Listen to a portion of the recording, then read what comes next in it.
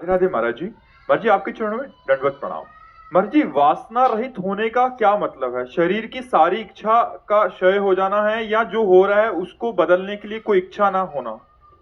उपासना की इच्छा ही वासनाओं पर शासन कर सकती है। यदि भगवत उपासना नहीं तो वासनाओं का नाश हो ही नहीं सकता, क्योंकि उपासना से ही उपास्य देव की कृपा से ज्ञान प्राप्त होता है और ज्ञान से ही वासनाओं का नाश होता है। दुर्वासना मम सदा परिकर्षयन्ति। अनेक जन्म की दुर्वासनाएं हमारी चित्त वृत्ति में दबी हुई है।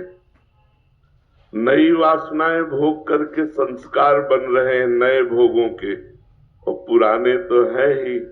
तो भीड़ लगी हुई है वासनाओं की, एक वासना, दूसरी वासना, तीसरी वासना, ये उपासना से नष्ट होती है।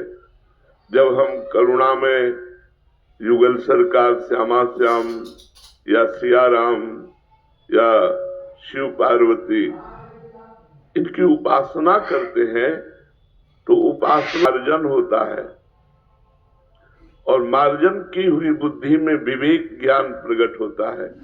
उसी ज्ञान के द्वारा ये समस्त भोग मिथ्या और वमन तुल्य, विष तुल्य रखते हैं, इसलिए उसका मन ही नहीं जाता किसी भोग में। इतना आनंद स्वयं में अनुभव में आता है कि उसका मन किसी भोगों में जाता ही नहीं।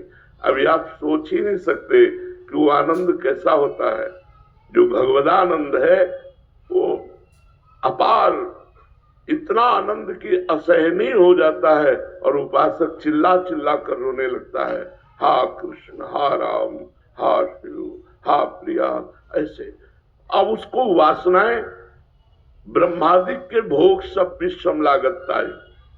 ब्रह्मादिक के भोग भी उसे विष के समान लगते हैं, फिर मनुष्य लोग के भोगों की तो बात क्या जाने। आप देखो, अभी केवल मनुष्य लोग की ही भोग की वासनाएं उठती हैं और दबी हुई अन्य लोगों की भी है। जब हम साधना करते हैं तो अन्य लोगों की भोग वासनाएं सामने आने लगती है, उनका भी त्याग करे।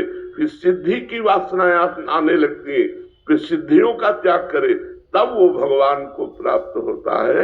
इसलिए उपासना करो, बहुत चिंता मत करो, भगवान के आश्रित रहो, वही सारी वासनाओं का नाश कर देते हैं। इसलिए बिल्कुल चिंता न करो, भगवान का भरोसा रखो और नाम जप करो और बचते रहो, तो धीरे धीरे वासनाएं सब डिलीट हो जाएंगी, आपका हृदय निर्मल हो जाएगा, भगवदानंद की उत्पत्ति हो जाएगी। मनुष्य जीवन इसी सुख के लिए है। इन नारकी भोगों को तो सुअर, कुत्ता, पशु पक्षी भी भोग रहे हैं। अगर उनको भोग कर हम सुखी हुए तो क्या दुर्लभता इस मानव देह की। मानव देह की दुर्लभता है सच्चिदानंद सुख का अनुभव करना, वो है श्री भगवान। उनका नाम जप करो, उनके आश्रित रहो।